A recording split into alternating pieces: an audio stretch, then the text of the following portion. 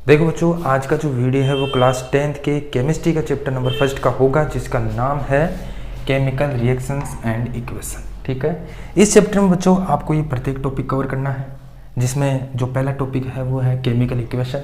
इसमें हम जानेंगे कि केमिकल इक्वेशन किसको कहते हैं। ठीक है, इसके बाद में बच्चों जो सेकेंड टॉपिक है वो है राइटिंग ए केमिकल इक्वेशन। इस टॉपिक में हम जानेंगे कि केमिकल इक्वेशन को कैसे लिखा जाता है, कौन कौन से रूल्स है जो हमें फॉलो करना है केमिकल इक्वेशन को लिखते टाइम। इसके बाद में तीसरा टॉपिक बच्चों वो है केमिकल रिएक्शन। केमिकल रिएक्शन क्या होती है डिटेल से समझेंगे। और इसके बाद में बच्चों जो अगला टॉपिक है वो है कि types of chemical reaction. Chemical reaction कितने प्रकार की होती है।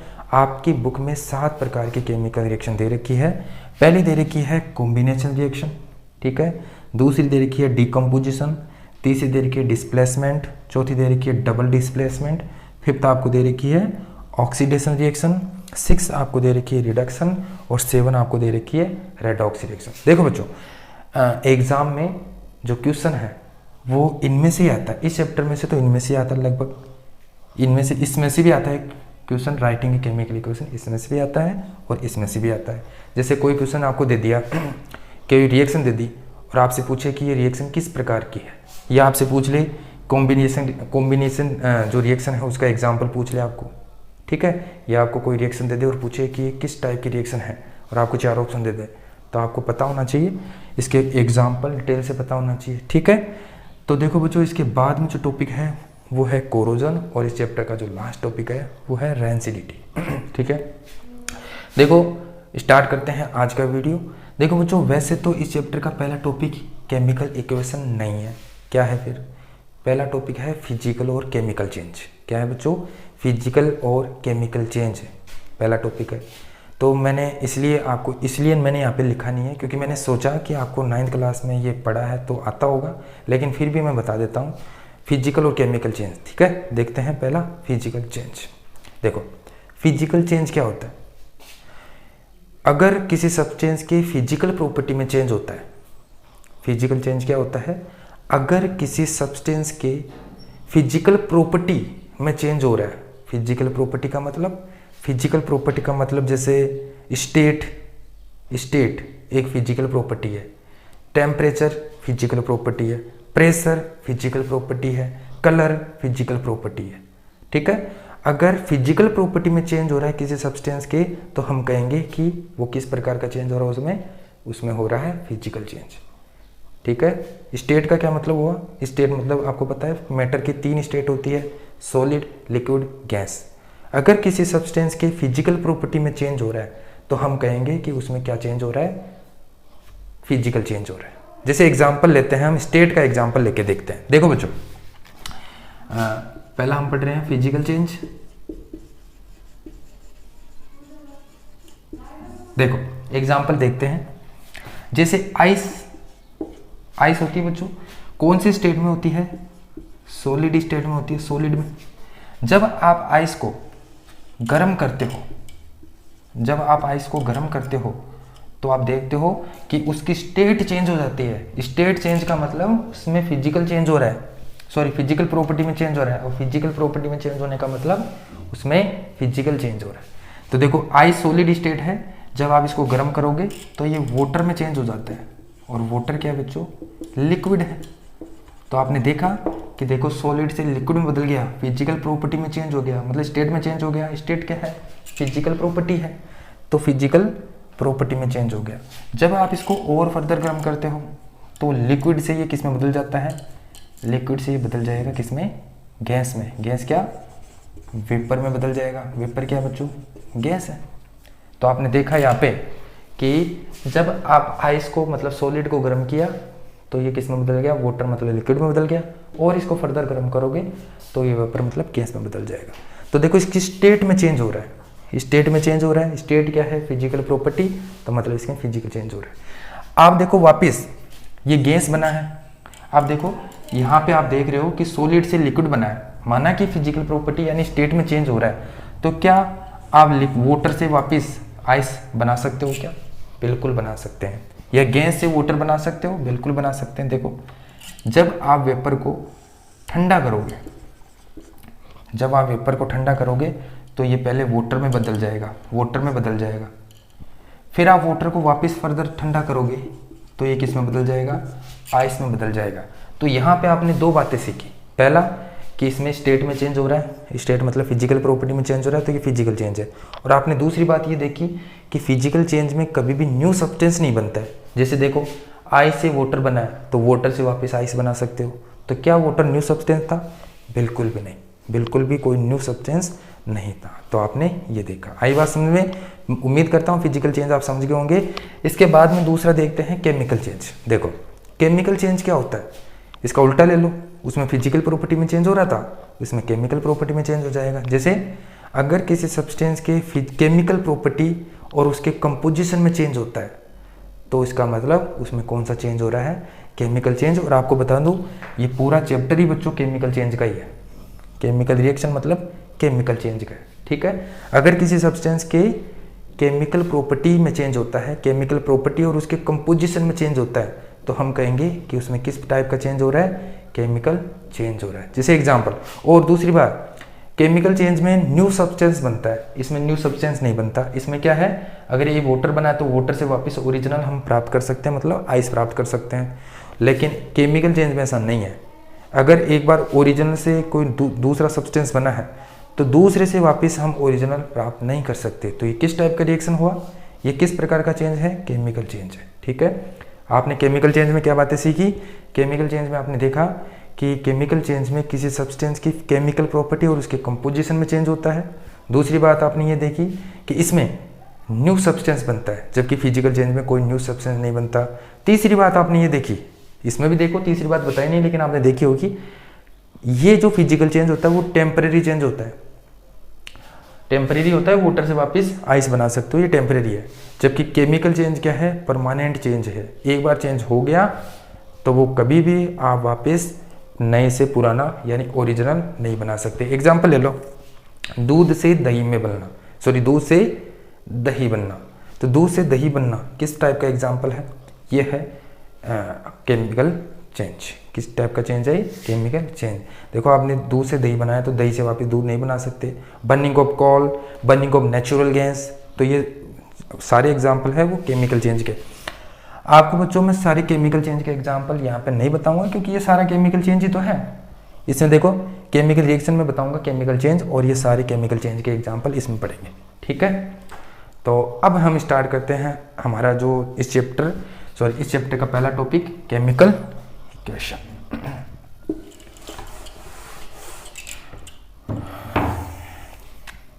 पहला टॉपिक स्टार्ट करते हैं, केमिकल इक्वेशन।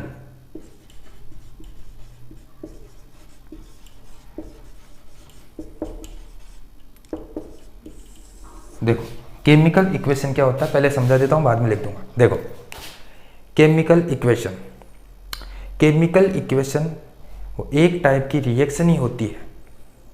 केमिकल इक्वेशन एक टाइप की रिएक्शन ही होती है जिसमें हम किसी सब्सटेंस को रिप्रेजेंट करते हैं।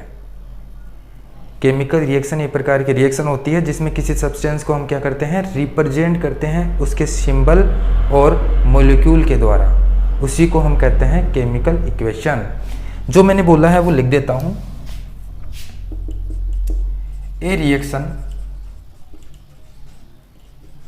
in which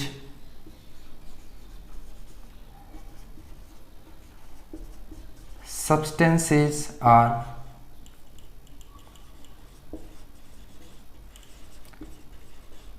represented by symbol and molecule।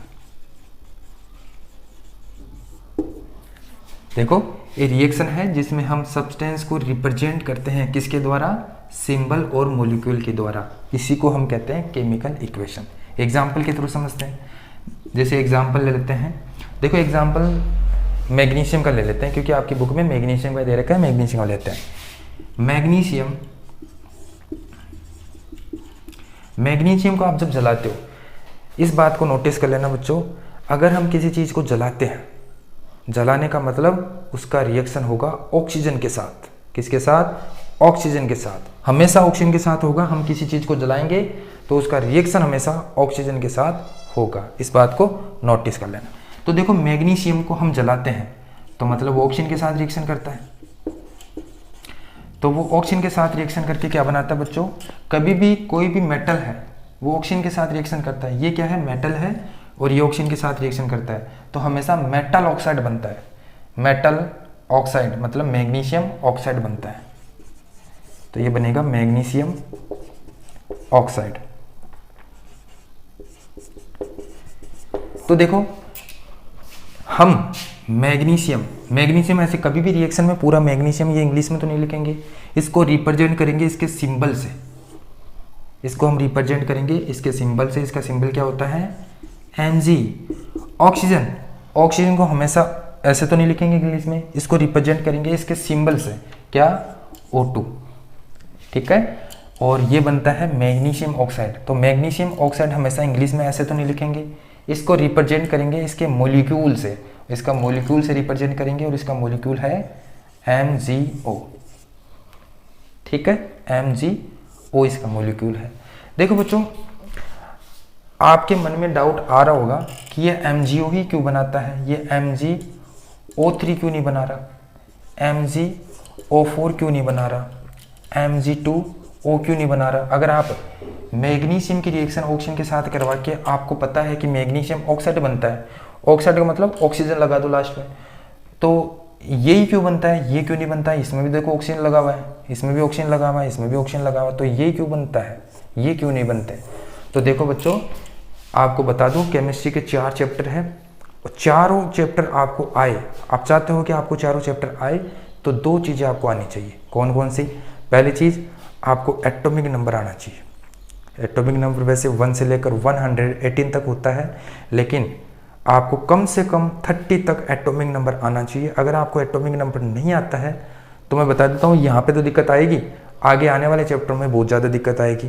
तो आपको 1 से लेकर 30 तक एटॉमिक नंबर याद करना है, वो भी सीक्वेंस से उसके सिंबल के साथ, hydrogen helium lithium beryllium boron, ऐसे सीक्वेंस के साथ और उसके एटॉमिक नंबर के साथ आपको क्या आना चाहिए, एटॉमिक नंबर आना चाहिए, पहली बात। दूसरी बात आपको देखो ये क्यों सही है, ये सही है बाकी सारी गलत है, क्यों, ये क्यों सही है बाकी सारी गलत क्यों है, क्योंकि आपको ये है बच्चों मॉलिक्यूलर फार्मूला, 9th क्लास में टॉपिक हुआ करता था मॉलिक्यूलर फार्मूला का, वहाँ पे आपको मॉलिक्यूलर फार्मूला सिखाया जाता था कैसे बनाया जाता है। मैग्नीशियम ऑक्सीजन के साथ रिएक्शन करता तो ये मॉलिक्यूलर फार्मूला बनता है, ये क्यों नहीं बनता, कि उसमें सिखाया जाता था, वैलेंसी के अकॉर्डिंग होता है ये।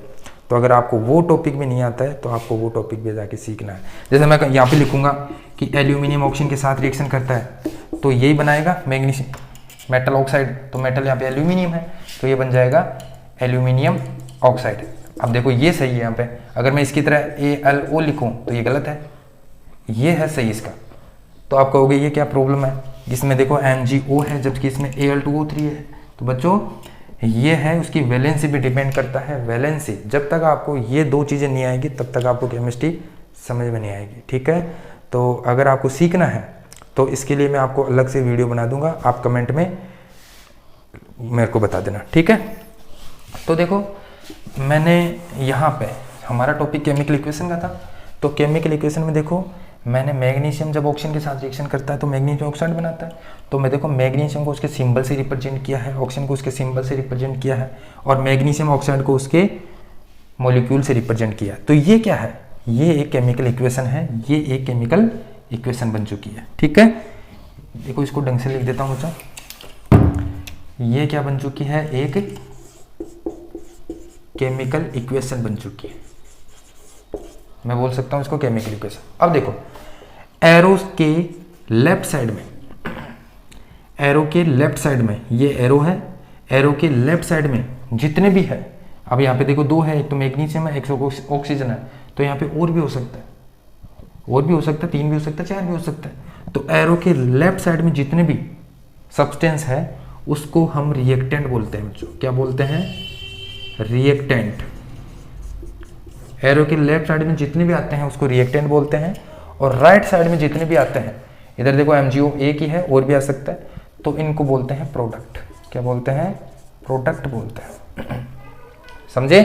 रिएक्टेंट होता है एरो के लेफ्ट साइड और प्रोडक्ट होता है एरो के राइट साइड में, ठीक है, ये हमारा पहला टॉपिक कंप्लीट हुआ। इसके बाद में सेकेंड टॉपिक हम पढ़ेंगे राइटिंग ए केमिकल इक्वेशन। ये थोड़ा बड़ा टॉपिक है, समझते हैं डिटेल से।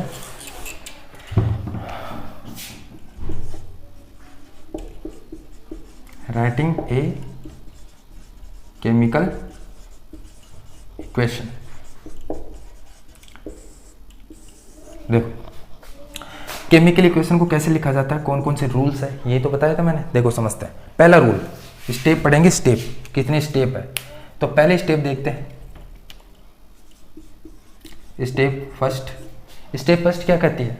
स्टेप फर्स्ट ये कहती है कि अगर किसी भी केमिकल रिएक्शन को आप लिखते हो तो सबसे पहले रिएक्टेंट को लिखा जाता है और उसके बाद क्या लिखा जाता है, प्रोडक्ट को लिखा जाता है। ये तो हम जानते हैं, पहला रूल यही है, पहली स्टेप ये है। फर्स्टली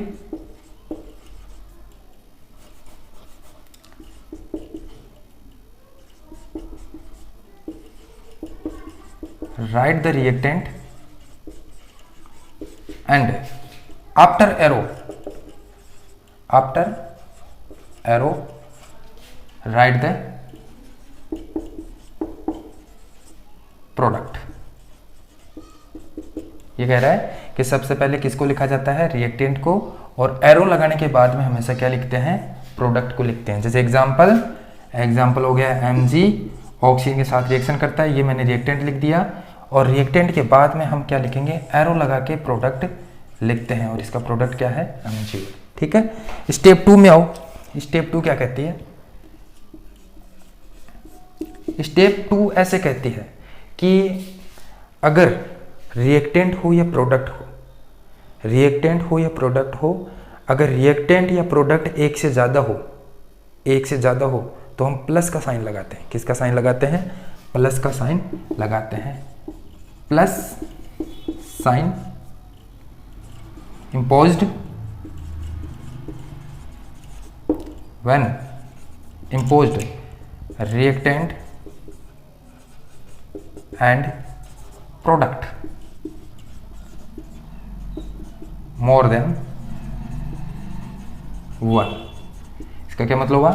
अगर रिएक्टेंट और प्रोडक्ट एक से ज़्यादा हो तो हम किसका साइन लगाते हैं, प्लस का साइन लगाते हैं। देखो इसमें मैं इसका कोई एग्जांपल नहीं लिखूंगा, साफ साफ दिख रहा है। देखो यहाँ पे देखो रिएक्टेंट 2 है, 2 रिएक्टेंट है, एक तो मैग्नीशियम है, एक ऑक्सीजन है। तो 2 रिएक्टेंट है, मतलब एक से ज़्यादा रिएक्टेंट है, या प्रोडक्ट भी हो सकता है। यहाँ पे प्रोडक्ट एक ही है तो कोई प्लस का साइन नहीं लगाया मैंने। आप कहोगे सर ये एक Mg और 2 प्रोडक्ट है, ये दोनों कंबाइन में है जबकि ये अलग अलग है, समझ रहे हो। तो देखो यहाँ पे 2 रिएक्टेंट है, एक मैग्नीशियम है और एक ऑक्सीजन है, तो मैंने इन दोनों के बीच में प्लस का साइन लगा दिया।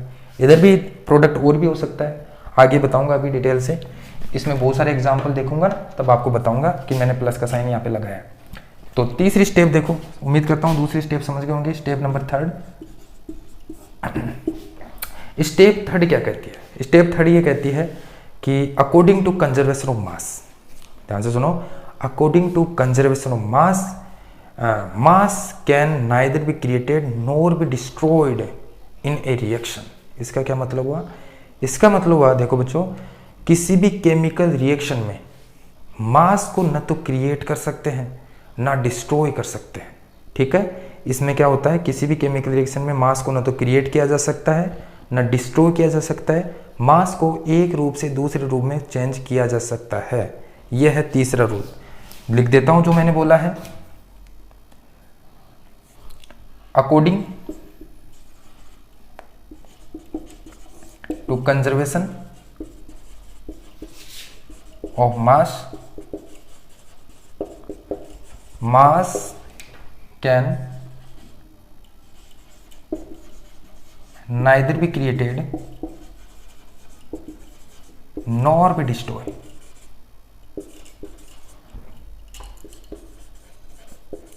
in chemical reaction। अभी आप देखो एग्जाम्पल के थ्रू समझाऊंगा। ये तीसरी स्टेप क्या कहती है? तीसरी स्टेप ये कहती है कि according to mass of conservation of mass, according to conservation of mass के अकॉर्डिंग क्या होता है, मास को ना तो क्रिएट कर सकते हैं, ना डिस्ट्रॉय कर सकते हैं किसी भी केमिकल रिएक्शन में। मतलब मास को ना तो बना सकते हैं ना खत्म कर सकते हैं, मास को एक रूप से दूसरे रूप में परिवर्तित किया जा सकता है। मतलब जितना मास रिएक्टेंट का होगा उतना ही मास प्रोडक्ट का होगा। ये है इसका मतलब, मास जितना मास रिएक्टेंट का होगा उतना ही मास किसका होगा, प्रोडक्ट का होगा। जैसे एग्जांपल लिख देता हूं, mass of reactant equal mass of product. ये हुआ इसका मतलब कि जितना मास रिएक्टेंट का होगा उतना मास प्रोडक्ट का होगा, दोनों का मास क्या होगा, बराबर होगा। ठीक है। अगर बराबर नहीं आता, चलिए एग्जांपल के थ्रू समझते हैं बराबर आता या नहीं आता। देखो बच्चों, अगला स्टेप मैं यहाँ पे लिखने वाला हूँ, इसको इरेज करता हूँ। अगर आप स्क्रीनशॉट लेना चाहो तो ले सकते हो। तो देखो इसको आगे लिखते हैं, दोनों का मास क्या होगा, बराबर होगा। कैसे देखते हैं, एग्जाम्पल के थ्रू समझते हैं। जैसे अभी आपको बता दूं, सोडियम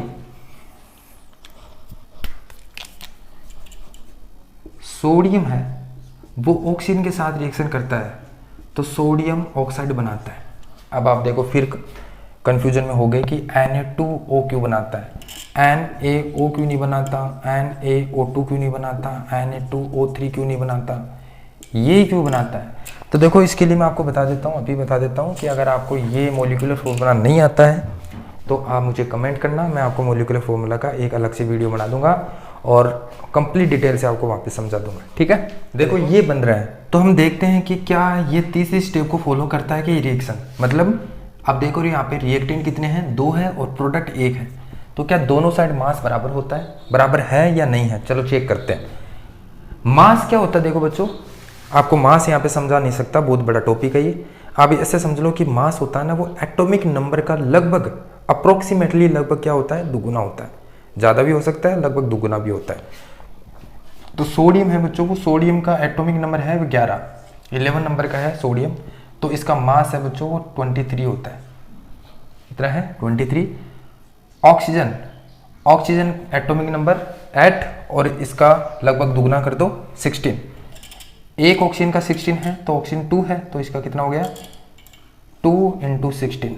इधर आओ, इधर चलो। सोडियम का है कितना 23, लेकिन यहाँ पे 2 लगा हुआ है, तो 2 × 23 प्लस ऑक्सीजन का कितना होगा 16। यहाँ पे देखो 2 नहीं लगा हुआ तो 16 लिख रहा हूँ। चलो जोड़ते हैं, 23 प्लस 32 कितना हुआ 46 प्लस 16 कितना हुआ ये 55। इधर देखो अपना हो गया 62। अब देखो आप देख पा रहे होंगे कि मास दोनों साइड बराबर नहीं है, तो क्या ये रूल गलत है, फिर ये स्टेप थर्ड गलत है। थर्ड स्टेप तो ये कहती है कि मास को ना तो क्रिएट किया जा सकता है ना डिस्ट्रॉय किया जा सकता है। तो यहाँ पे देखो मास डिस्ट्रॉय हो गया है, सॉरी क्रिएट हो गया है, डिस्ट्रॉय नहीं हुआ क्रिएट हो गया। यहाँ पे 55 था, अब 62 हो गया, तो मास क्रिएट हो गया। तो ये रूल तो गलत हो गया, रूल गलत नहीं है। अगर ऐसा किसी केमिकल रिएक्शन में होता है या इक्वेशन में होता है तो आपको क्या करना है, इस रिएक्शन को बैलेंस करना है। इसलिए हम वी नीड, ऐसे लिखा हुआ देखो, we need balanced skeletal chemical equation. Question आ सकता है, रीजन पूछ लिया आपको कि हमें केमिकल इक्वेशन को बैलेंस करने की आवश्यकता क्यों होती है। क्वेश्चन आपको पूछ सकता है कि हमें केमिकल इक्वेशन को बैलेंस करने की आवश्यकता क्यों होती है। वो इसलिए होती है, देखो यहाँ पे जरूरत है या नहीं है बैलेंस करने की। यहाँ पे अगर बैलेंस नहीं करेंगे तो यहाँ पे देखो ये जो मास है वो यहाँ पे तो क्रिएट हो गया है, 55 से 62 हो गया, तो ये क्रिएट हो गया। तो हमें क्रिएट नहीं करना, इस according to mass of conservation से हमें मास दोनों साइड बराबर लाना है। तो क्या करेंगे, अगली स्टेप कौन सी थी, अगली स्टेप फोर्थ। अगली स्टेप में हम क्या करेंगे, मास को बैलेंस करेंगे, इक्वेशन को क्या करेंगे, बैलेंस करेंगे, क्योंकि दोनों साइड मास बराबर नहीं आ रहा। चलो बैलेंस करो, इसी को एग्जांपल मान के करेंगे। तो देखो क्या था हमारा Na प्लस ऑक्सीजन क्या बना रहा है, Na2O बना रहा है। तो बैलेंस कैसे करते हैं, बैलेंस करते हैं नंबर ऑफ मॉलिक्यूल को बैलेंस करके। किसी सब्सटेंस के या किसी एलिमेंट के नंबर ऑफ मॉलिक्यूल या नंबर ऑफ एलिमेंट को बैलेंस करके हम किसी भी केमिकल इक्वेशन को क्या करते हैं, बैलेंस करते हैं। चलो देखो रिएक्टेंट में सोडियम कितना है, पहले सोडियम है तो रिएक्टेंट में सोडियम, Na क्या है, सोडियम है, तो रिएक्टेंट में सोडियम बताओ बच्चों कितना है, एक है, एक है। अब प्रोडक्ट में आओ, प्रोडक्ट में सोडियम कितना है, प्रोडक्ट में सोडियम 2 है। बैलेंस करना सीख लो बच्चों, अगर ये एग्जाम में क्वेश्चन पूछेगा आपसे, कोई रिएक्शन दे देगा और पूछेगा बैलेंस करो इसको, ये काफ़ी बार पूछता है एग्जाम में, तो ये ध्यान से देख लेना। अब देखो यहाँ पे सोडियम कितना है, 2 है, और यहाँ पे सोडियम कितना है, 1 है। तो क्या करें, इसको बैलेंस करना पड़ेगा, मतलब दोनों साइड 2-2 होना चाहिए। तो इसको क्या करेंगे, 2 करने के लिए इसको 2 से मल्टीप्लाई करेंगे। इधर 1 था सोडियम, इधर 2 है, तो इसको 2 से मल्टीप्लाई करेंगे। अब आपके मन में आ रहा होगा 2 यहाँ पे लगाऊं या यहाँ पे लगाऊं। याद रखना, जब आप कभी भी बैलेंस करते हो किसी भी केमिकल इक्वेशन को, तो 2, 3, 4 जितना भी आपको लगाना है वो यहाँ पे कभी नहीं लगाओगे, यहाँ पे लगाओगे, पहली बात, ठीक है। अब देखो यहाँ पे सोडियम कितना हो गया, 2, सोडियम 2 हो गया। चलो सोडियम तो हो गया। ऑक्सीजन पे आओ, सोडियम हो गया बैलेंस। ऑक्सीजन पे आओ, ऑक्सीजन रिएक्टेंट में कितना है, ये तो है रिएक्टेंट, इनको रिएक्टेंट बोलते हैं एरो से पहले। तो रिएक्टेंट में ऑक्सीजन कितना है, 2 है, O2। इधर ऑक्सीजन कितना है, इधर 1 ही है, तो आप क्या करोगे, यहाँ पे लगाओगे 2, इधर 2 है ऑक्सीजन, इधर 1 ही है, तो 2 बनने के लिए यहाँ पे लगाओगे, बिल्कुल भी नहीं। आप कहाँ लगाओगे, यहाँ लगाओगे, सॉरी कितना लगाओगे, 2 लगाओगे। आप 2 लगाते देखो, ऑक्सीजन 2 हो गया, ऑक्सीजन 2 है, लेकिन सोडियम पे ध्यान दो वापिस से।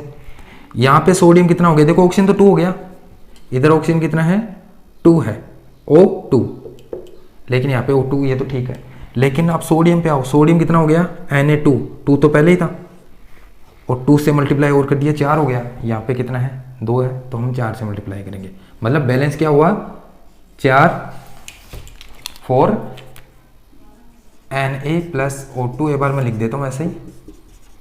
बैलेंस क्या हुआ, ये हुआ है बैलेंस, ये वाला जो मैंने ब्लैक से लिखा है ना वो बैलेंस ही है। अब यहाँ पे लिख देना बैलेंस्ड, बैलेंस हो गया। चलो अब देखो दे क्या दोनों साइड मास बराबर आता है क्या, चलो चेक करते हैं। अब आएगा दोनों साइड मास बराबर, चलो एक चेक कर लेते हैं। 4 लगा दिया मैंने। Na का कितना है, चलो मल्टीप्लाई कर देते हैं। Na का कितना है, 23 प्लस ऑक्सीजन का कितना था, 2 × 16, इधर आओ 2 ब्रैकेट, इसका दे रुक करो, इसका हमने निकाला था कितना था भाई, 62 था ना। चलो एक बार दोबारा से कर लेते हैं।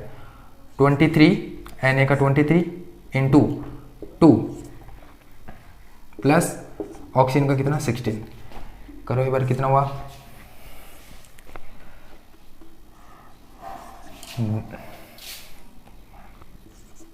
92 प्लस इसका कितना हुआ 32, इधर आओ 2 46 प्लस 16, देखो 46 और 16 साथ लिख देता हूँ इधर 62। अब जोड़ो इधर कितना हुआ 4 124, इधर करो देखा 124। अब देखो आराम से देख सकते हो, आप खुद कैलकुलेट करके देख सकते हो। देखो रिएक्टेंट में और प्रोडक्ट में दोनों साइड मास बराबर आया नहीं आया। अगर दोनों साइड मास बराबर नहीं आता है तो हमें उस इक्वेशन को बैलेंस करने की आवश्यकता होती है। क्वेश्चन पूछ सकता है कि स्केलेटन केमिकल इक्वेशन, ये है स्केलेटन केमिकल इक्वेशन, इसको बैलेंस करने की आवश्यकता क्यों होती है, according of conservation of mass के अकॉर्डिंग हमें इसको बैलेंस करने की आवश्यकता होती है। उम्मीद कर रहा हूँ समझ गए होंगे। एक एग्जाम्पल और देख लेते हैं, अभी स्टेप 5 में चल रहे हैं, फोर्थ में चल रहे हैं। एक एग्जाम्पल और पूछ लेते हैं, देख लेते हैं बैलेंस करने का, क्योंकि ये क्वेश्चन पूछा जाता है, इसलिए मैं आपको एक दो एग्जाम्पल और देख लेता हूँ। चलो दूसरा एग्जाम्पल देखते हैं। चलो ये बताओ कि जब Fe आयरन, Fe क्या बच्चों, आयरन है, वो वाटर के साथ रिएक्शन करता है क्या, नहीं करता। ये स्टीम के साथ करता है, स्टीम भाप के साथ, वेपर के साथ करता है। तो यहाँ पे मैं गैस लगा देता हूँ, ठीक है। दोबारा से लिखते हैं इसको। जब Fe है वो स्टीम के साथ रिएक्शन करता है, स्टीम मतलब गैस लगा देते हैं, तो स्टीम के साथ रिएक्शन करता है, तो ये क्या बनाता है Fe3। अभी आप ये समझेंगे डिटेल से। Fe3O4 और साथ में हाइड्रोजन गैस निकालता है, Fe3O4। देखो आपको ये क्वेश्चन याद नहीं हो रही, कोई दिक्कत नहीं है, मैं तो आपको केवल इसको बैलेंस करने का तरीका सिखा रहा हूँ। अगर आपको कोई क्वेश्चन दे दे तो आप बैलेंस कैसे करोगे, इसलिए मैंने ये क्वेश्चन लिखी है, ठीक है। चलो देखो इसको बैलेंस करो। बैलेंस कैसे करते हैं, नंबर ऑफ मॉलिक्यूल को बैलेंस करके बैलेंस करते हैं क्वेश्चन को। सोडियम देखो, सॉरी आयरन देखो इधर रिएक्टेंट में, ये है रिएक्टेंट, इसमें आयरन देखो कितना है, आयरन एक ही है। प्रोडक्ट में आयरन कितना है, प्रोडक्ट में आयरन 3 है, आयरन कितना है 3 है। इस इक्वेशन को एक बार मैं दोबारा से लिख देता हूँ आगे, क्योंकि बैलेंस तो करेंगे ना।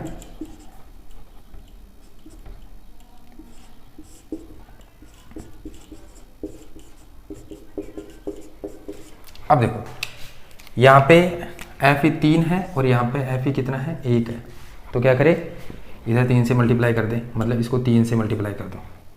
3 से मल्टीप्लाई करते ही Fe दोनों साइड बराबर हो गया। चलो आगे चलते हैं, हाइड्रोजन पे आओ। हाइड्रोजन कितना है प्रोडक्ट में, सॉरी रिएक्टेंट में हाइड्रोजन कितना है 2 है। इधर हाइड्रोजन देखो 2 है, ये पूरा बैलेंस है, इधर भी 2 है, इधर भी 2 है। यहाँ पे नहीं लिखना था, यहाँ पे लिखना था। हाइड्रोजन 2 है, हाइड्रोजन 2 है, चलो बैलेंस है। ऑक्सीजन पे आओ, ऑक्सीजन कितना है इधर, इधर ऑक्सीजन 1 है, देख पा रहे होंगे ऑक्सीजन 1 है, लेकिन इधर कितना है ऑक्सीजन 4 है, तो ये तो बैलेंस नहीं हुई। इधर ऑक्सीजन कितना है 1 है, इधर 4 है, तो हम क्या करेंगे दोनों साइड 4 करने के लिए इसको 4 से मल्टीप्लाई कराएंगे, तो 4 से मल्टीप्लाई करा दो। 4 से मल्टीप्लाई करते ही ऑक्सीजन तो कितना हो गया 4 हो गया, ऑक्सीजन देखो 4 हो गया, इधर ऑक्सीजन 4 है O4 और O4। लेकिन हाइड्रोजन पे गौर करो, हाइड्रोजन कितना हो गया 2, तो ये रहा 2 को 4 से मल्टीप्लाई करेंगे तो कितना हाइड्रोजन हो गया 8। तो हाइड्रोजन बैलेंस नहीं हुआ, हाइड्रोजन को बैलेंस करने के लिए हम 4 से मल्टीप्लाई करेंगे, ये हो गई है बैलेंस, और यहाँ पे आप लिखोगे बैलेंस्ड। ठीक है, एक एग्जाम्पल और देख लेते हैं।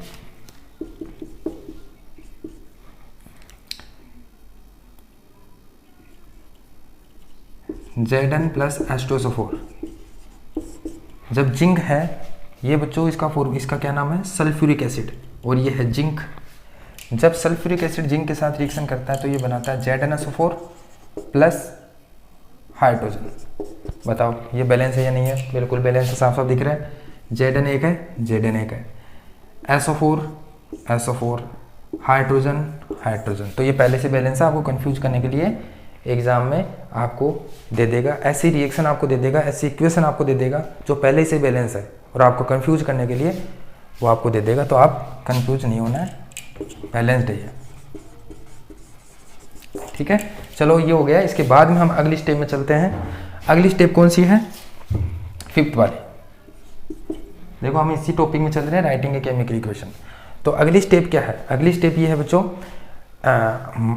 केमिकल इक्वेशन को बैलेंस करने के बाद में हम क्या लिखते हैं, उसकी स्टेट लिखते हैं। क्या लिखते हैं, स्टेट लिखते हैं। कैसे, जैसे एग्जांपल मैग्नीशियम है, मैग्नीशियम जब ऑक्सीजन के साथ रिएक्शन करता है तो वाइट डेजलिंग फ्लेम देता है MgO, मैग्नीशियम ऑक्साइड। तो कि स्टेट लिखनी है, स्टेट होती है वो नीचे लिखा जाता है यहाँ पे।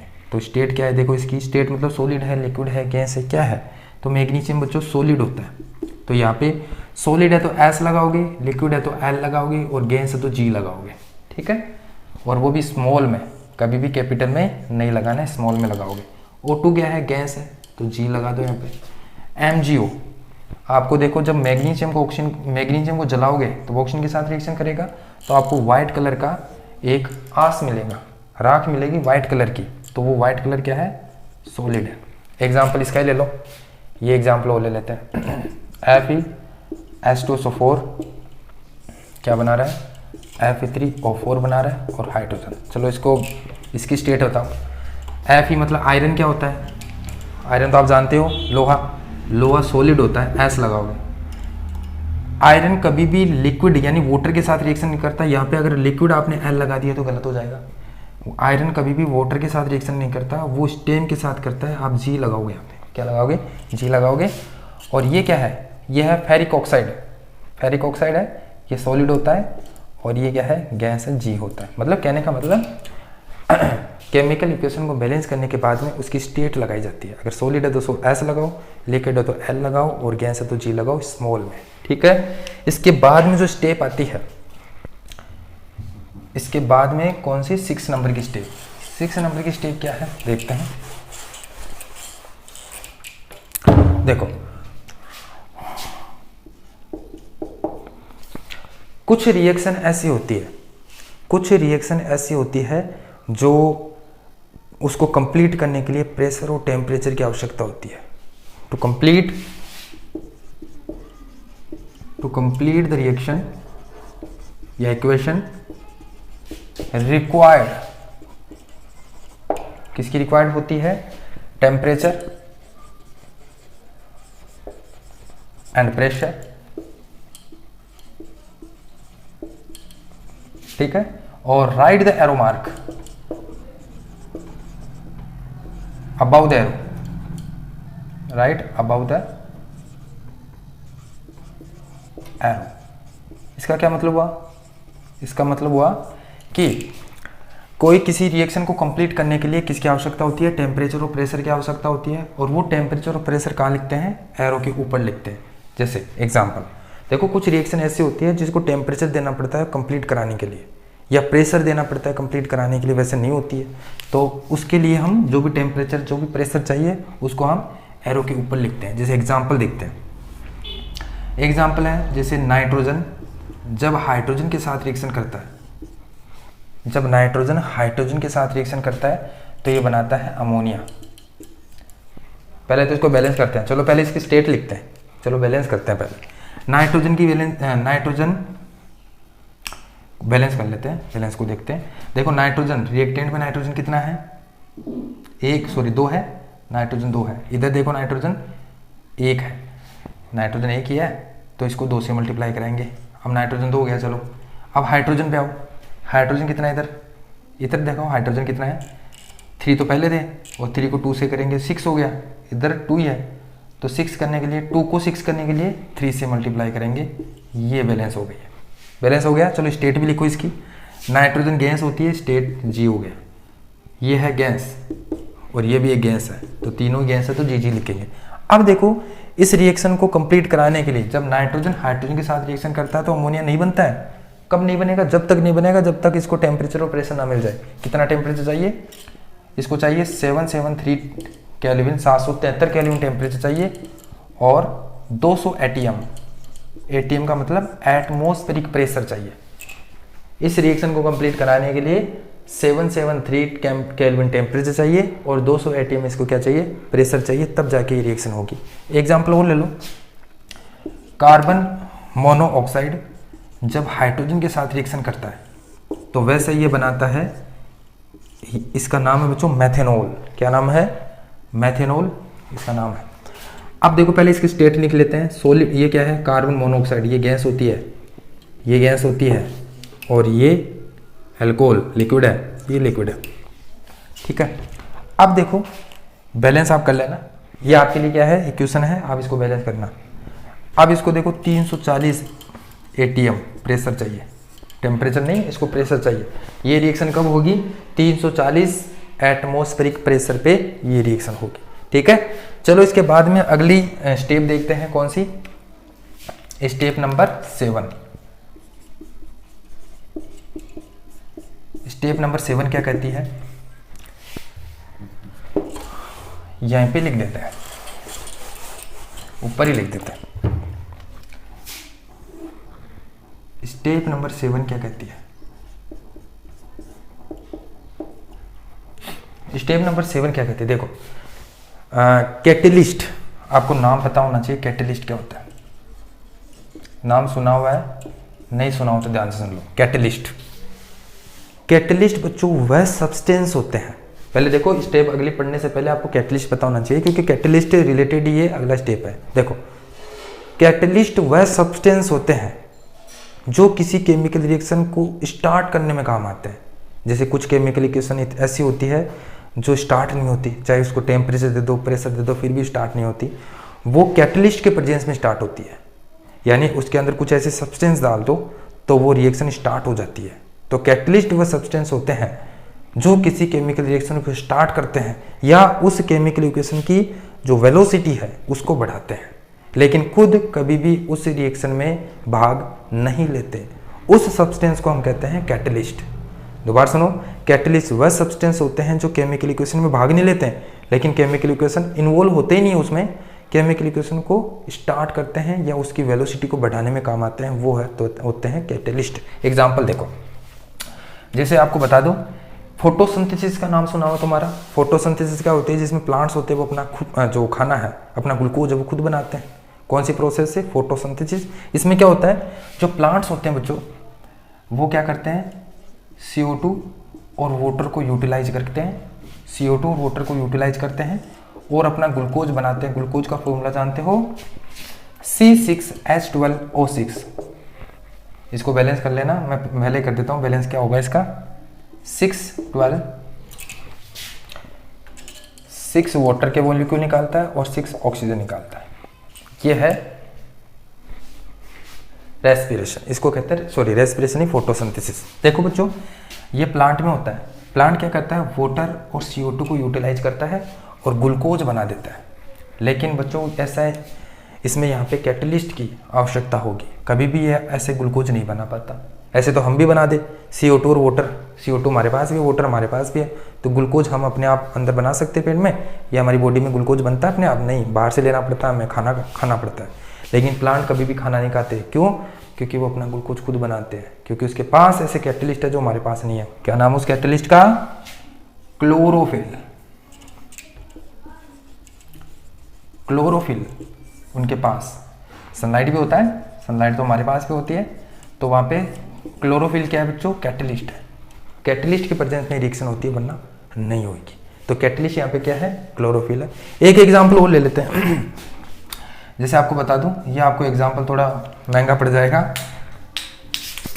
देखो C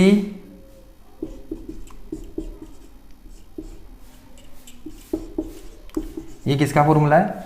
ये वेजिटेबल ऑयल का। वेजिटेबल ऑयल जो आप खाते हो ना, सरसों का तेल, उसका फॉर्मूला ही। बैलेंस अब हो गया बैलेंस, ठीक है।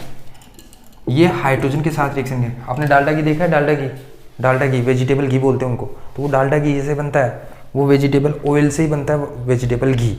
तो कैसे बनता है? ये बड़ी बड़ी कंपनियों में, बड़ी बड़ी फैक्ट्रियों में क्या करते हैं, वेजिटेबल ऑयल की रिएक्शन हाइड्रोजन के साथ करवाते हैं। तो क्या बन जाता है, एक हाइड्रोजन यहाँ जुड़ जाएगा इस कार्बन के साथ और एक हाइड्रोजन इस कार्बन के साथ जुड़ जाएगा, तो क्या बना देगा? CH, एक बॉन्ड हट जाएगा, डबल बॉन्ड था, एक सिंगल बॉन्ड लग जाएगा ऐसे। तो ये किसका फॉर्मूला है? ये वेजिटेबल घी का फॉर्मूला है, ठीक है। अब देखो वेजिटेबल ऑयल से वेजिटेबल घी बड़ी बड़ी फैक्ट्रियों में बनाया जाता है। कैसे? हाइड्रोजन के साथ रिएक्शन करा के। तो क्या ऐसा इतना इजी है क्या ये कि हाइड्रोजन के साथ रिएक्शन करा दे और ये वेजिटेबल घी बन जाएगा? बिल्कुल भी नहीं। इसके लिए कैटलिस्ट की आवश्यकता होती है, और कैटलिस्ट के रूप में हम किसको लेते हैं? निकल को लेते हैं। निकल, यहाँ पे निकल क्या है? निकल मतलब है ना, निकल क्या है? कैटलिस्ट है। अभी निकल क्या है? आपको 1 से 30 तक आपको क्या करना है? एटॉमिक नंबर याद करके आना है, ये आपका वर्क है, आपको पता चल जाएगा निकल क्या है। देखो उम्मीद करता हूँ कि ये आपको राइटिंग के केमिकल इक्वेशन समझ गए होंगे। ये पूरा हो गया है, ठीक है। इसके बाद में हम अगला टॉपिक देखते हैं, केमिकल चेंज।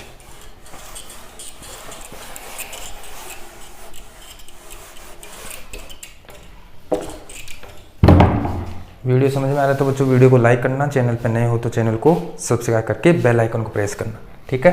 चलो तीसरा हम देखते हैं केमिकल चेंज।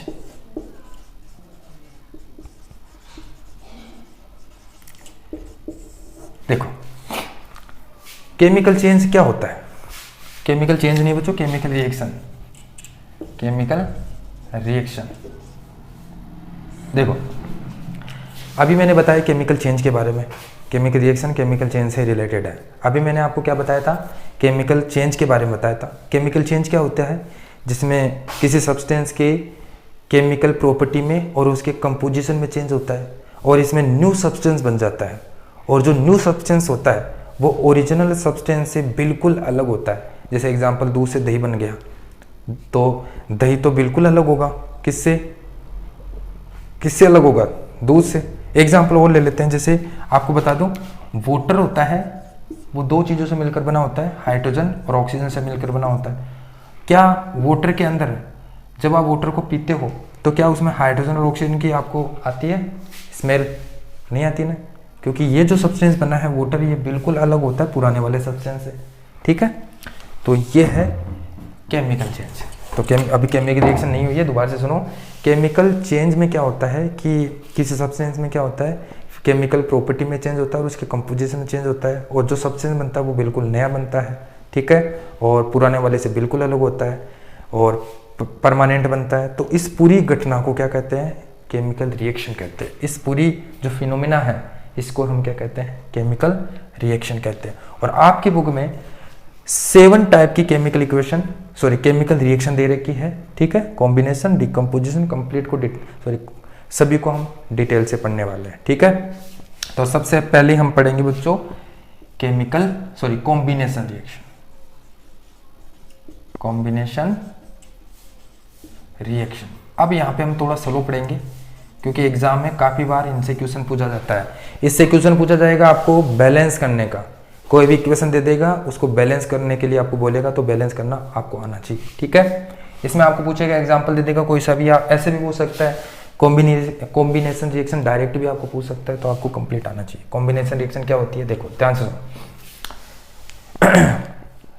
किसी रिएक्शन में कॉम्बिनेशन रिएक्शन क्या होती है? ऐसी रिएक्शन जिसमें दो या दो से अधिक जो रिएक्टेंट होते हैं वो आपस में जुड़ते हैं। 2 भी हो सकते हैं और 2 से ज़्यादा भी हो सकते हैं। रिएक्टेंट मतलब एरो के लेफ्ट साइड में 2 या 2 से अधिक रिएक्टेंट होते हैं जो आपस में जुड़ते हैं और एक सिंगल प्रोडक्ट बनाते हैं। सिंगल शब्द को मैंने ज़्यादा गौर करके बोल रहा हूँ, ध्यान से सुनो। जब 2 या 2 से अधिक रिएक्टेंट आपस में जुड़ते हैं और एक सिंगल प्रोडक्ट बनाते हैं, उस रिएक्शन को कहते हैं कॉम्बिनेशन। अरे नाम से पता चल रहा है कॉम्बिनेशन मतलब कंबाइन हो रहा है। क्या कंबाइन हो रहा है? रिएक्टेंट कंबाइन हो रहे हैं, रिएक्टेंट आपस में जुड़ रहे हैं और एक सिंगल प्रोडक्ट बना रहे हैं। इसको कहते हैं कॉम्बिनेशन रिएक्शन। लिख दूं मैंने क्या बोला है? ए रिएक्शन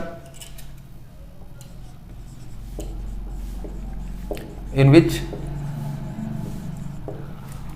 2 और मोर रिएक्टेंट। अब देखो बच्चों, वो रिएक्टेंट एलिमेंट भी हो सकता है और प्रोडक्ट कंपाउंड भी हो सकता है, ठीक है। क्या हुआ? ए रिएक्शन इन विच 2 और more reactant are combined to form new single product. ये रिएक्शन जिसमें क्या होता है, 2 या 2 से अधिक रिएक्टेंट आपस में जुड़ते हैं, कंबाइन होते हैं और एक सिंगल प्रोडक्ट बनाते हैं। इस बात पे ज़्यादा ध्यान रखना, सिंगल प्रोडक्ट। आपको अभी मैं एग्जांपल दूंगा, ये कराने के बाद मैं आपको एग्जांपल दूंगा। मैं सिंगल पे ज़्यादा गौर कर रहा हूँ। आपसे पूछूंगा कि इनमें से कौन कौन सी कॉम्बिनेशन रिएक्शन का एग्जाम्पल है, ठीक है। तो 2 या 2 से अधिक रिएक्टेंट आपस में जुड़ते हैं और एक सिंगल प्रोडक्ट बनाते हैं, इसको कहते हैं कॉम्बिनेशन रिएक्शन। जैसे एग्जाम्पल, जैसे कैसे लिखेंगे इसको? जैसे मान लो ए और बी 2 रिएक्टेंट है, ए और बी 2 रिएक्टेंट है, ए और बी, ये आपस में जुड़ गए हैं और जुड़कर एक सिंगल प्रोडक्ट सी बनाएंगे, न कि सी और डी बनाएंगे। सी और डी का मतलब तो ये 2 प्रोडक्ट हो गया, और 2 प्रोडक्ट बनता है तो वो कभी भी कॉम्बिनेशन रिएक्शन का एग्जाम्पल नहीं होगा, उसमें एक सिंगल प्रोडक्ट बनेगा ऐसे, ठीक है। एग्जाम्पल लेते हैं। एग्जाम्पल जैसे कैल्शियम ऑक्साइड, इसको दूसरे पेन से लिख देते हैं। जैसे एग्जाम्पल है, पहला एग्जाम्पल ले लो, कैल्शियम ऑक्साइड। कैल्शियम ऑक्साइड जानते हो बच्चों? इसको बोलते हैं क्विक लाइम। क्विक लाइम, अरे चूना नहीं होता, चूना होता है ना, सूखा चूना। अगर उसमें पानी मिला दे तो वो तो सफेदी करने के लिए हो जाता है। सूखा चूना होता है, उसका नाम है क्विक लाइम कैल्शियम ऑक्साइड, ठीक है।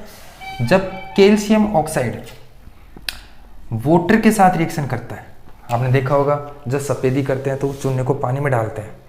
किस में डालते हैं? पानी में डालते हैं। पानी में डालने के बाद में जो प्रोडक्ट बनता है उस प्रोडक्ट का नाम है कैल्शियम हाइड्रोक्साइड, ये बनता है। और साथ में बच्चों हीट निकलती है। इस बात से आप मतलब हीट साथ में क्या निकलती है बच्चों? हीट निकलती है। इस बात को आप जानते हो कैसे? जब आप कैल्शियम ऑक्साइड को यानी क्विक लाइम को, उस चूने को पानी में डालोगे तो उसमें देखना धुएं से निकलती है, वो पानी गर्म हो जाता है। उस जिस बीकर में आप डाल रहे हो वो बीकर भी गर्म हो जाता है, ठीक है। इसका मतलब साथ में हीट निकल रही है, ठीक है, और ये प्रोडक्ट बनता है। देखो, जब 2 या 2 से अधिक रिएक्टेंट जुड़ते हैं और एक सिंगल प्रोडक्ट बना रहे हैं, तो ये किस प्रकार की रिएक्शन है, ये कॉम्बिनेशन रिएक्शन का एग्जाम्पल है, साथ में हीट निकल रही है। ठीक है, ये हो गया इसका कॉम्बिनेशन रिएक्शन का एग्जाम्पल। इसका नाम क्या है बच्चों, इसका नाम है, इसका क्विक लाइम है तो इसका नाम है स्लैग्ड लाइम, या इसको हम लाइम वाटर भी बोलते हैं। क्या बोलते हैं, लाइम वाटर। लाइम वाटर का मतलब चूने का पानी। अब देखो बच्चों, इस चूने का पानी का यूज वाइट वॉशिंग में करते हैं।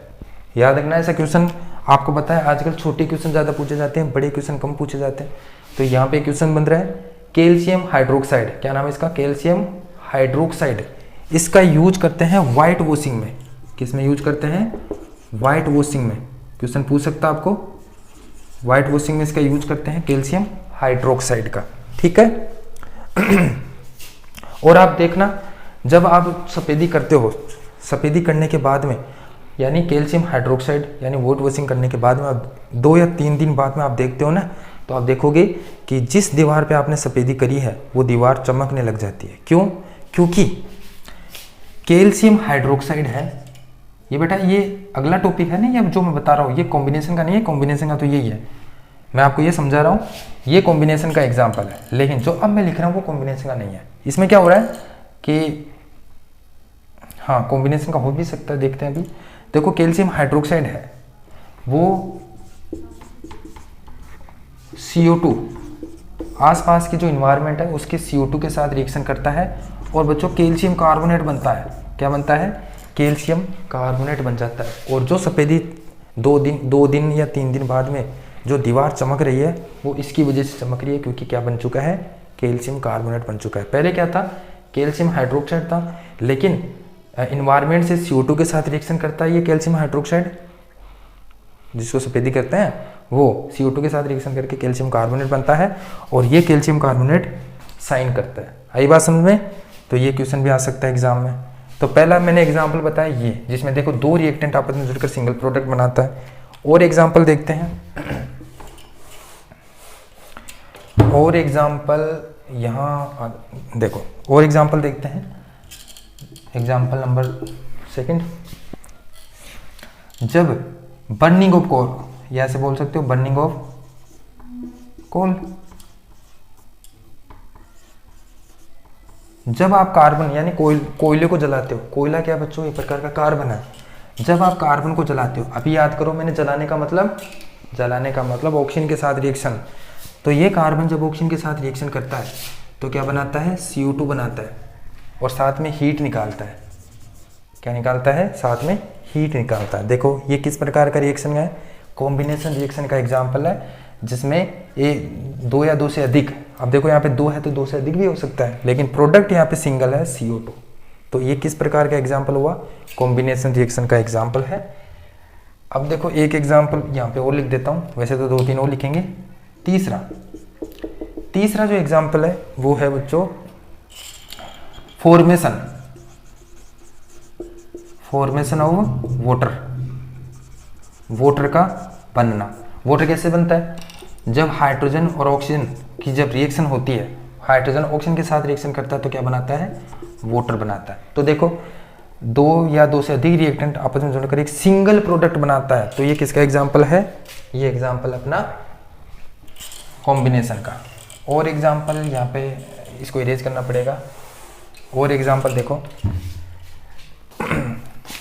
अगला एग्जाम्पल है इसका 4 नंबर एग्जाम्पल, बर्निंग या combustion of natural gases. Natural gas का जलना एक प्रकार का क्या है, कॉम्बिनेशन रिएक्शन का एग्जाम्पल है। जैसे एग्जाम्पल देखो ये एग्जाम्पल नहीं है बच्चों, ये इसका एग्जाम्पल नहीं है, ये इसका एग्जाम्पल नहीं है। तो देखो आपने यहाँ पे देखा कि कॉम्बिनेशन रिएक्शन में क्या है कि, तो देखो बच्चों आपने यहाँ पे देखा कि जो कॉम्बिनेशन रिएक्शन का एग्जाम्पल है, इसमें क्या होता है 2 या 2 से अधिक रिएक्टेंट होते हैं, वो आपस में कंबाइन होते हैं और एक सिंगल प्रोडक्ट बनाते हैं। और एक बात यहाँ पे ध्यान से देखो, यहाँ पे देखो इसमें हीट रिलीज हो रही है। क्या रिलीज हो रही है, हीट रिलीज हो रही है। देखो एक एग्जाम्पल और ले लो, जैसे सोडियम है वो ऑक्सीजन के साथ रिएक्शन करता है और Na2O निकालता है और साथ में हीट निकालता है। तो देखो इसमें हीट निकल रही है, कॉम्बिनेशन रिएक्शन का एग्जांपल है। इसमें हीट निकल रही है, कहाँ गया, ये रहा, कॉम्बिनेशन रिएक्शन का एग्जांपल है, लेकिन हीट निकल रही है। इसमें देखो हीट निकल रही है। तो जिस रिएक्शन में प्रोडक्ट के साथ, ध्यान से सुनो, जिस रिएक्शन में प्रोडक्ट के साथ अलोंग विथ प्रोडक्ट क्या रिलीज हो, हीट या एनर्जी रिलीज हो, हीट या एनर्जी रिलीज हो, उस रिएक्शन को कहते हैं एक्सोथर्मिक रिएक्शन। क्या कहते हैं, एक्सोथर्मिक रिएक्शन। एक्सोथर्मिक रिएक्शन क्या है, जिस रिएक्शन में प्रोडक्ट के साथ हीट निकले, हीट या एनर्जी रिलीज हो, उस रिएक्शन को बच्चों कहते हैं एक्सोथर्मिक रिएक्शन। तो एक्सोथर्मिक रिएक्शन ये एग्जांपल है, और आपको एक एग्जांपल और दे देता हूं, वो अभी मैंने ऊपर लिखा था, वो एक्सोथर्मिक का है, combustion of natural, combustion of natural gases. जैसे नेचुरल गैस का कौन सी है, CH4। जब CH4 को जलाते हैं, मतलब ऑक्सीजन के साथ रिएक्शन करता है, तो हमेशा क्या निकालती है, वाटर और CO2 निकालती है। इसको बैलेंस आप करोगे खुद, और साथ में क्या निकलती है, हीट निकलती है। ठीक है, तो देखो इसमें हीट निकलती है, तो ये किस प्रकार की रिएक्शन है। लेकिन ध्यान से देखो, क्या ये कॉम्बिनेशन रिएक्शन है, क्या ये कॉम्बिनेशन रिएक्शन है, बिल्कुल भी नहीं। क्या ये एक्सोथर्मिक रिएक्शन है, बिल्कुल है। ये अगर एग्जाम में आ जाए कॉम्बिनेशन रिएक्शन का एग्जाम्पल आपसे पूछे, तो ये एग्जाम्पल कॉम्बिनेशन का नहीं लिखना है, ये आप एक्सोथर्मिक का जरूर लिख सकते हो, लेकिन कॉम्बिनेशन का नहीं लिख सकते, क्योंकि देखो यहाँ पे सिंगल प्रोडक्ट नहीं बन रहा, 2 प्रोडक्ट बन चुके हैं। तो 2 प्रोडक्ट जिसमें बनता है वो कॉम्बिनेशन रिएक्शन का एग्जाम्पल नहीं होता है। अब देखो मैं आपसे अगला क्वेश्चन ये आपसे पूछ रहा हूं, अगला एग्जाम्पल कौन सा है, 5th, respiration is exothermic reaction.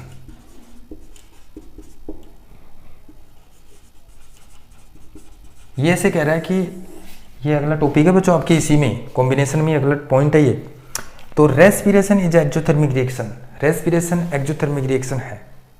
चलो आप बताओ क्या है, क्या रेस्पिरेशन एक्सोथर्मिक। पहले तो आपको ये तो पता होना चाहिए कि रेस्पिरेशन क्या होता है, तभी तो बता पाओगे एक्सोथर्मिक है या नहीं है। देखो रेस्पिरेशन समझते हैं। देखो बच्चों आपको बता दूं कि दुनिया में जितने भी ऑर्गेनिज्म हैं, ऑर्गेनिज्म चाहिए आप हो या मैं हो, कोई भी हो, वो सेल से बना हुआ है, यानी उसका जो सिंगल यूनिट है वो सेल है। क्या है, सेल है।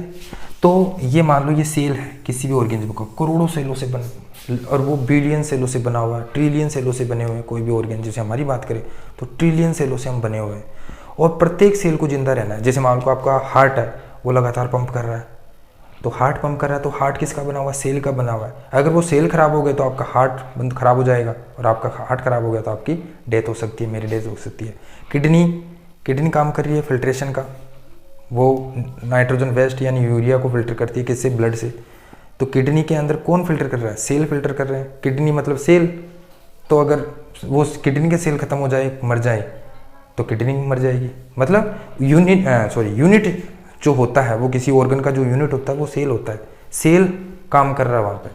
तो किसी भी सेल को जिंदा रहना है, अगर सेल ही मर जाएगा तो वो काम कौन करेगा। जैसे हार्ट का सेल मर जाए, हार्ट के पूरे सेल मर जाए तो हार्ट मर जाएगा। तो सेल को जिंदा रहना चाहिए। तो ये मान लो एक सेल है, ये सेल जिंदा रहता है बच्चों एक ही एनर्जी से। कौन सी एनर्जी से, ये हमेशा जिंदा रहता है एटीपी। एटीपी मतलब केमिकल एनर्जी। एटीपी क्या बच्चों, केमिकल एनर्जी है। तो हमेशा ये एक एटीपी यानी केमिकल एनर्जी से जिंदा रहता है हमेशा, कौन, सेल। तो एटीपी आती कहाँ से, जब आप खाना खाते हो तो खाने के अंदर होता है बच्चों कार्बोहाइड्रेट, कार्बोहाइड्रेट होता है खाने के अंदर। और कार्बोहाइड्रेट बच्चों, जैसे कार्बोहाइड्रेट बहुत प्रकार के होते हैं, जैसे ग्लूकोज एक प्रकार का कार्बोहाइड्रेट है। ग्लूकोज क्या है बच्चों, एक प्रकार का कार्बोहाइड्रेट है। जब आप खाना खाते हो, जैसे चपाती खाते हो, चावल खाते हो, राइस खाते हो, जो भी खाते हो आप, उस राइस में कार्बोहाइड्रेट होता है। कार्बोहाइड्रेट कौन, ग्लूकोज होता है। फिर वो ग्लूकोज जाते जाते स्टोमक में जाते, इंटेस्टाइन में जाकर वो एब्जॉर्ब हो जाता है, और एब्जॉर्ब होकर ब्लड से होता हुआ सेल में आ जाता है। किस में आ गया, ग्लूकोज कहाँ गया, सेल में आ गया। इसी प्रकार हम सांस लेते हैं, ऐसे, ये ब्रीदिंग है बच्चों। फिर ये हम सांस लेते हैं तो वो ऑक्सीजन ऐसे ब्लड से होती होती सेल में आ जाती है, ये आ गई। जब ग्लूकोज टूटता है ऑक्सीजन के प्रेजेंस में तो इससे क्या निकलती है, एटीपी निकलती है। तो ग्लूकोज का टूटना सेल के अंदर ऑक्सीजन के प्रेजेंस में, ध्यान से देखो, ग्लूकोज का टूटना, ब्रेकडाउन होना ऑक्सीजन के प्रेजेंस में, इसको कहते हैं रेस्पिरेशन। इसी को कहते हैं रेस्पिरेशन। ग्लूकोज का ब्रेकडाउन होना ऑक्सीजन के प्रेजेंस में, इसको कहते हैं रेस्पिरेशन। अब बताओ रेस्पिरेशन से क्या निकल रही है, एटीपी निकल रही है, मतलब एनर्जी निकल रही है। तो मैंने बताया कि जिस रिएक्शन में एनर्जी या हीट रिलीज हो उस रिएक्शन को एक्सोथर्मिक रिएक्शन कहते हैं। तो बताओ ये एक्सोथर्मिक है या नहीं है, बिल्कुल है, क्योंकि इसमें क्या निकल रही है, एनर्जी निकल रही है, एनर्जी रिलीज हो रही है। ठीक है, तो ये हो गया बच्चों अपना कॉम्बिनेशन रिएक्शन कंप्लीट। इसके बाद में हमारा जो आता है वो आता है डीकम्पोजिशन, सेकंड नंबर की reaction, chemical reaction, decomposition reaction.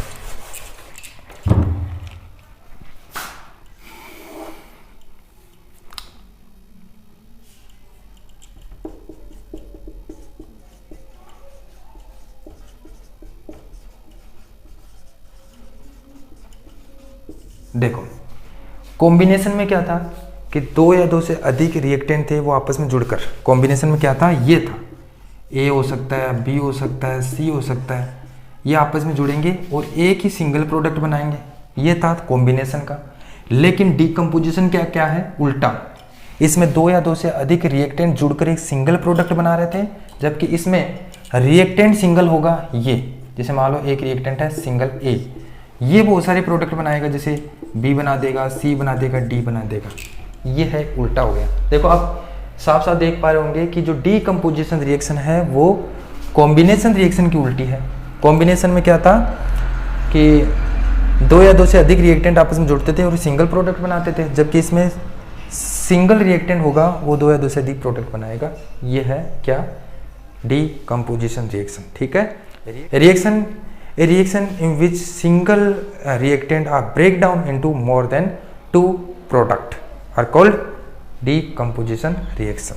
ठीक है, अब देखो इसका एग्जाम्पल ये हो गया, इसमें एक सिंगल प्रोडक्ट होगा, सॉरी रिएक्टेंट होगा, वो ब्रेक डाउन हो जाएगा बी सी डी और भी मान, तो सिंगल रिएक्टेंट ब्रेक डाउन हो जाता है दो या दो से अधिक प्रोडक्ट में। तो एग्जाम्पल देखो डीकम्पोजिशन रिएक्शन बच्चों तीन प्रकार की होती है, कितने प्रकार की, तीन टाइप की होती है डीकम्पोजिशन रिएक्शन।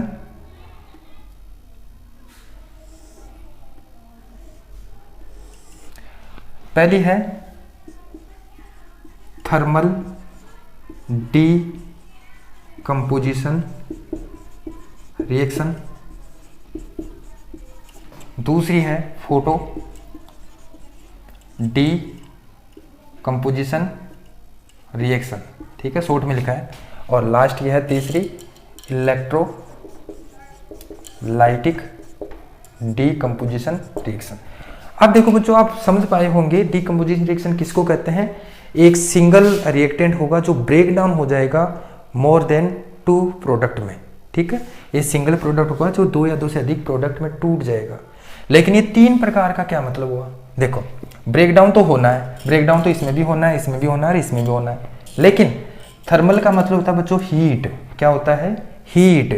फोटो का मतलब होता है लाइट, लिखते तो यहाँ पे, थर्मल का क्या मतलब होता है, थर्मल का मतलब होता है बच्चों हीट, फोटो का मतलब होता है लाइट, और इलेक्ट्रोलाइटिक मतलब electricity.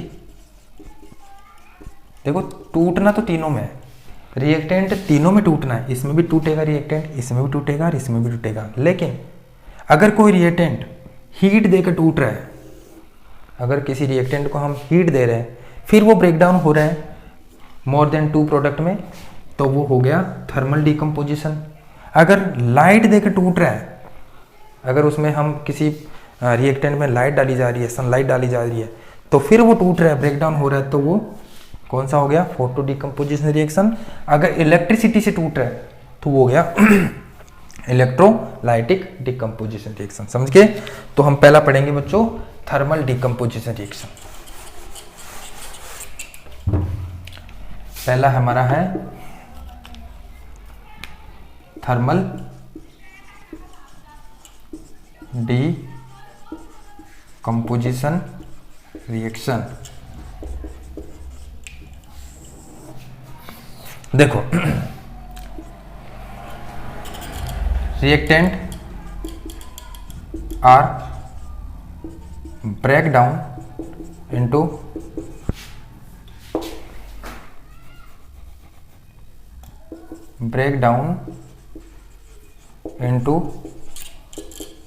To more than product when heated।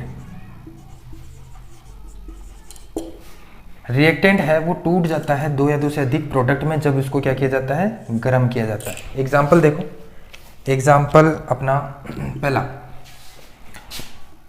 FeSO4 sulphur. ध्यान से देखो बच्चों, ये एक्टिविटी भी पूछी गई है। तो देखो FeSO4 है।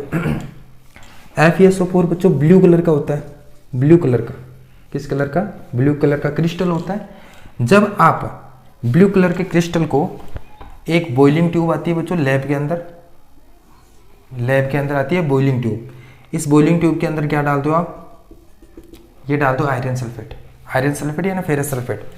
जब आयरन सल्फेट को डालने के बाद में इसको आप स्पिरिट लैम्प से नीचे से गर्म करोगे तो आप देखोगे थोड़ी देर बाद में ये जो ब्लू कलर का आयरन सल्फेट है वो किस में चेंज हो जाएगा, रेडिश ब्राउन कलर में। किसमें, रेडिश ब्राउन कलर में चेंज हो गया। ऐसा क्यों भाई, ऐसा इसलिए क्योंकि इसमें केमिकल चेंज हो गया है। कैसे, देखो जब आप आयरन सल्फेट को गर्म करोगे तो क्या होगा, गर्म कर रहे हैं ना कि जला रहे हैं, गर्म करोगे तो ये बनेगा Fe2O3, साथ में बनेगा SO2 और साथ में बनेगा SO3। इसकी स्टेट लिख दो।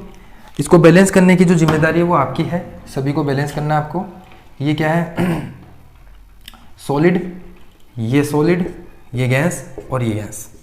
जब आप ब्लू कलर के आयरन सल्फेट को गर्म करोगे, गर्म का देखो बच्चों, ये ट्रायंगल मैंने बनाया ना, ये गर्म का साइन है, गर्म का। यहाँ पे कभी हीट मत लिखना, गर्म मत लिखना। ये जहाँ पे ट्रायंगल दिख जाए तो मतलब ये क्या हो रही है, रिएक्शन में हीट दी जा रही है, गर्म करा जा रहा है। ठीक है, तो देखो जब आप आयरन सल्फेट, ब्लू कलर का आयरन सल्फेट है, जब आप इसको गर्म करते हो तो रेडिश ब्राउन कलर का क्या बन जाता है, एक प्रोडक्ट बनता है नीचे की तरफ बॉटम में।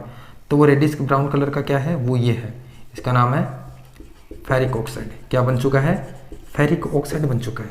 और जब आप इसको देखोगे, इसको आप ऑर्डर करोगे, सूंघोगे तो आप इस स्मेल देखोगे, सल्फर के जलने की बदबू आएगी। किसके जलने की बदबू आएगी, सल्फर के जलने की बदबू आएगी। तो देखो ये क्या है, SO2 और SO3 सल्फर के जलने की बदबू आती है। आई बात समझ में।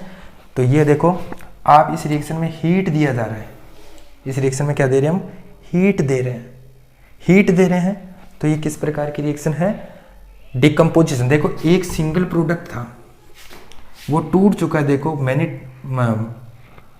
टू मोर देन प्रोडक्ट में टूट चुका है देखो, लेकिन क्या देने पर, हीट देने पर टूटा है। तो ये किस प्रकार की रिएक्शन है, डिकम्पोजिशन तो है लेकिन थर्मल डिकम्पोजिशन है जिसमें हीट दी जा रही है। अब आप बताओ ये एक्सोथर्मिक रिएक्शन हो सकती है, बिल्कुल भी नहीं। अरे एक्सोथर्मिक रिएक्शन वो होती है जिसमें हीट रिलीज हो, इसमें तो हीट दे रहे हैं हम, ठीक है, हीट दे रहे हैं। तो ऐसी रिएक्शन को क्या कहते हैं, जिसमें हीट दी जाती है न कि रिलीज होती है, ऐसी रिएक्शन को कहते हैं, उसका उल्टा कर लो, एंडोथर्मिक रिएक्शन।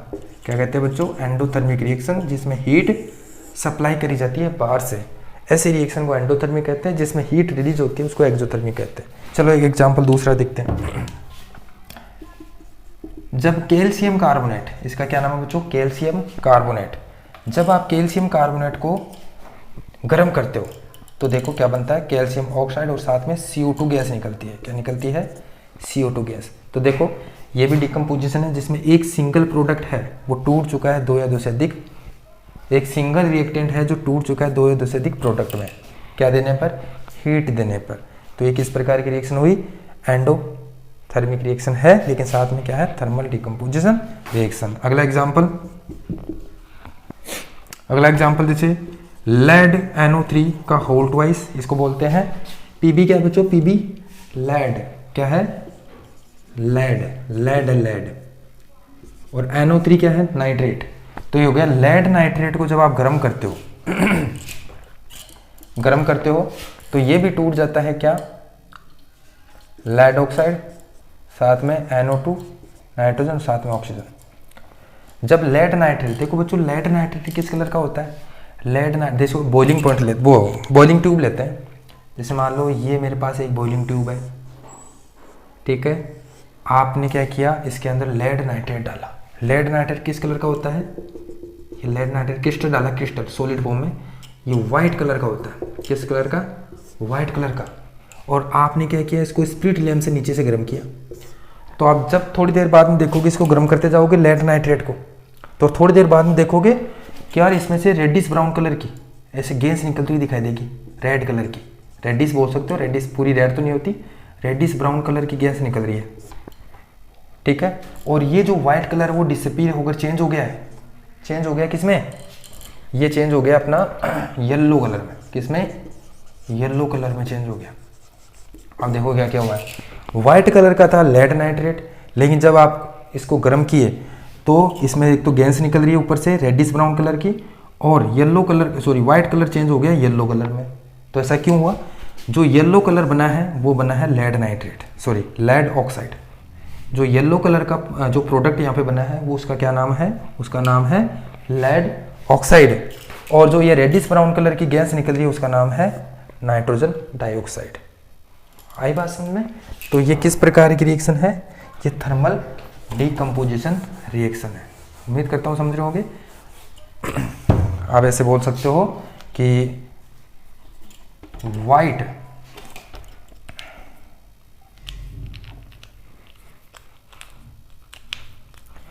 ऐसे बोल सकते हैं कि जो वाइट कलर का जो लेड नाइट्रेट है वो चेंज हो गया येलो कलर में,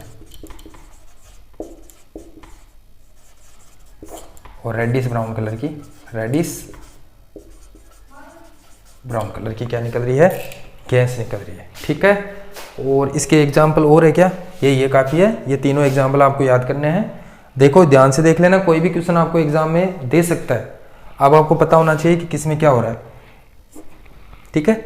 इसके बाद में पहली हो गई थर्मल डिकम्पोजिशन, दूसरी कौन सी थी? फोटो डिकम्पोजिशन, जिसमें ब्रेकडाउन तो होगा कोई रिएक्टेंट, एक सिंगल रिएक्टेंट होगा जो ब्रेकडाउन तो होगा, लेकिन क्या देने पर? फोटो का मतलब लाइट देने पर। Photo decomposition reaction. देखो व्हाइट वॉशिंग में किसका यूज करते हैं? व्हाइट वॉशिंग में करते हैं कैल्शियम हाइड्रोक्साइड का, ठीक है। और उसके ऊपर जो व्हाइट कलर की पट्टी आ जाती है, शाइनिंग कलर बन जाता है, वो कैल्शियम कार्बोनेट है, ठीक है। फोटो डिकम्पोजिशन रिएक्शन में आओ, इसमें क्या होगा? लाइट देने पर या सन के एक्सपोजर में रखोगे तब ये ब्रेकडाउन हो जाएगा। एक रिएक्टेंट ब्रेकडाउन हो जाएगा जब इस रिएक्टेंट को कहाँ रखेंगे? सन के एक्सपोजर में रखेंगे, या सन के मतलब सन पार रखेंगे, खुले में रखेंगे, तो वो रिएक्टेंट ब्रेकडाउन हो जाएगा टू मोर देन प्रोडक्ट में, ठीक है। तो हो गया फोटो डिकम्पोजिशन। फोटो का मतलब ही लाइट होता है। तो एग्जाम्पल बच्चों जैसे सिल्वर क्लोराइड AgCl, इसका नाम है Ag मतलब सिल्वर, Ag मतलब सिल्वर, और Cl जुड़ गया मतलब क्लोरीन, क्लोरीन है तो क्लोराइड बोला जाता है। तो सिल्वर क्लोराइड, जब आप इसको लाइट यानी सनलाइट, ऐसे लिख देते हैं सनलाइट में एक्सपोज करके रखोगे तो ये टूट जाता है सिल्वर में और क्लोरीन में। देखो आप जो एग्जाम्पल AgCl होता है व्हाइट कलर का, जब आप इसको, AgCl किस कलर का होता है? व्हाइट कलर का। ये है चाइना डिश और इसमें आपने डाल दिया व्हाइट कलर का AgCl। जब आप व्हाइट कलर के AgCl को सन के एक्सपोजर में रखोगे तो आप देखोगे थोड़ी देर बाद में ये व्हाइट कलर डिसअपियर हो रहा है और ग्रे कलर में चेंज हो रहा है। किस कलर में? ग्रे कलर में। व्हाइट कलर चेंज हो रहा है किसमें? व्हाइट कलर चेंज हो रहा है बच्चों ग्रे में। तो वो ग्रे क्या बन रहा है? वो बन रहा है सिल्वर। क्या बन रहा है? सिल्वर बन रहा है। एग्जाम्पल एक और है दूसरा, देखो इसमें एक सिंगल प्रोडक्ट है, सॉरी एक सिंगल रिएक्टेंट है वो जो ब्रेकडाउन हो गया है टू और मोर देन प्रोडक्ट में। क्या देने पर? सनलाइट देने पर। तो ये किस प्रकार की रिएक्शन हुई? Photo decomposition. इसका एग्जाम्पल और दे लो दूसरा, AgBr सिल्वर ब्रोमाइड। इसको भी आप सनलाइट में एक्सपोज करके रखोगे तो ये वही बनेगा सिल्वर, और लेकिन Cl की जगह बन जाएगा Br2, ब्रोमीन गैस। क्या ये? ब्रोमीन गैस है। अब देखो एग्जाम में ये क्वेश्चन पूछ सकता है कि वाइट फोटोग्राफी में किसका यूज किया जाता है, वाइट फोटोग्राफी में किसका यूज किया जाता है। तो एग्जाम आंसर क्या लिखोगे, सिल्वर ब्रोमाइड। वाइट फोटोग्राफी में सिल्वर ब्रोमाइड का यूज किया जाता है, ठीक है, सिल्वर ब्रोमाइड का। इसके बाद में इस रिएक्शन का लास्ट रिएक्शन आती है कौन सी, फोटो हो गया, इसके दो एग्जाम्पल थे बच्चों। इसका लास्ट डिकम्पोजिशन का लास्ट रिएक्शन का टॉपिक आता है कौन सा, इलेक्ट्रोलाइट, इलेक्ट्रोलाइटिक डिकम्पोजिशन रिएक्शन। देखो नाम से पता चल रहा है इलेक्ट्रोलाइटिक मतलब ब्रेकडाउन तो होगा, डिकम्पोजिशन का है, ब्रेकडाउन तो होगा, लेकिन क्या देने पर, इलेक्ट्रिसिटी देने पर। क्या, इलेक्ट्रिसिटी देने पर। देखो बच्चों वाटर है, वाटर में अगर आप इलेक्ट्रिसिटी देते हो तो वाटर अपने कॉन्स्टिट्यूएंट एटम में टूट जाता है। कौन कौन से, ये दो एटम से मिलकर बना हुआ है, एक तो है हाइड्रोजन और एक ऑक्सीजन। तो ये क्या है बच्चों, इसके एक्टिविटी में आपको बताऊंगा, एक्टिविटी आपको बताएंगे बाद में। इतना देख लो कि आपको इलेक्ट्रिसिटी देने पर वाटर टूट चुका है हाइड्रोजन और ऑक्सीजन में। तो ये किस प्रकार की रिएक्शन है, इलेक्ट्रोलाइटिक डिकम्पोजिशन रिएक्शन। देखो बच्चों इसके बाद में जो रिएक्शन आती है वो डिस्प्लेसमेंट रिएक्शन आती है, इसको हम अगले वीडियो में देखेंगे। तो अगर आप मेरा वीडियो अच्छा लगे तो प्लीज़ वीडियो को लाइक करें, चैनल पे नए हो तो चैनल को सब्सक्राइब करके बेल आइकन को प्रेस करें। धन्यवाद।